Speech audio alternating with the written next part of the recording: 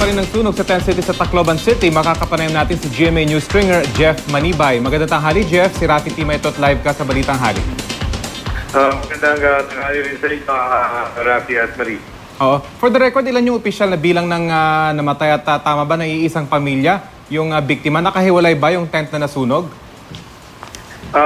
Sa kasalukuyan, sa base sa latest na ulat, 6 ang patay, 6 ang patay, isa ang survivor, isa ang sugatan with third-degree burns matapos nga masunog ang isang evacuation tent sa Barangay 88 San Jose, Tacloban City kaninang madaling araw. Rafi. So, di ba magkakadikit usually yung mga tent dyan, pero ito ay napahiwalay, kaya walang ibang nadamay na tent, ganun ba? Yes, sa kagandahan palad, nakahiwalay itong tent na ito na pag-aari ng mag-asawang Liza Osinar at Renante Osinar.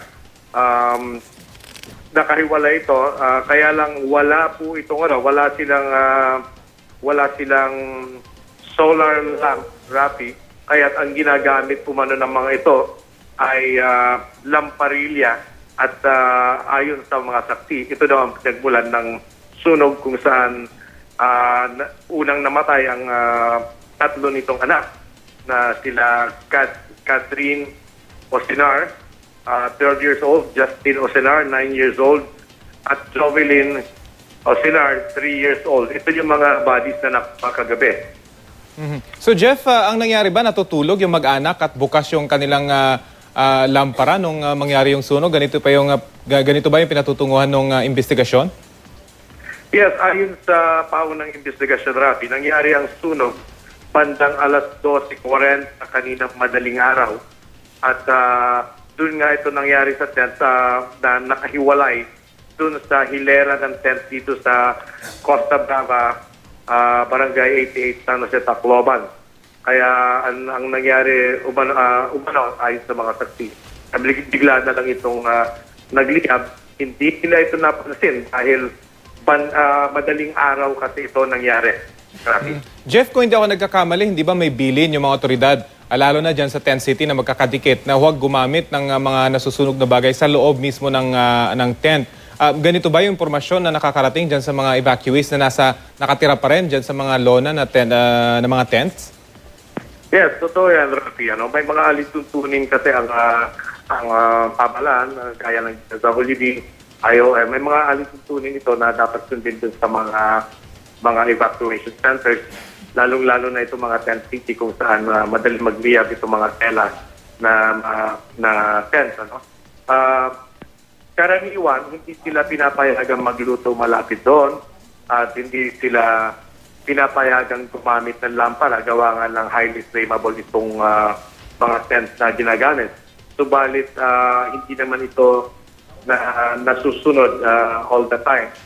Kaya meron talagang makikita natin na doon pa rin nagluluto sa loob. At ang iba naman, dahil wala itong solar lamp, ginagamit ito ay lamparilya. At Jeff, kumusta na yung nakaligtas na bata? Critical pa rin kamo yung kondisyon niya. At nahanap na ba yung tatay nung bata? Sa kasalukuyan, maliban dun sa 3 namatay kagabi, pumanaw na rin ang 3 sa mga biktimang nadala sa Eastern Visayas Medical Center kaninang madaling araw.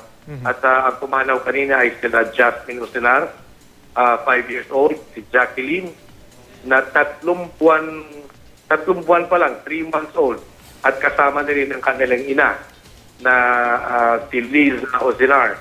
Sa kasalukuyan, hindi pa dumarating dito ang ama ng pamilya na si Renante Osinar. Rafi. Okay. Sa ngayon ba, Jeff, ano yung kabuang sitwasyon dyan sa 10 City? Marami pa rin ba yung mga nakatira dyan?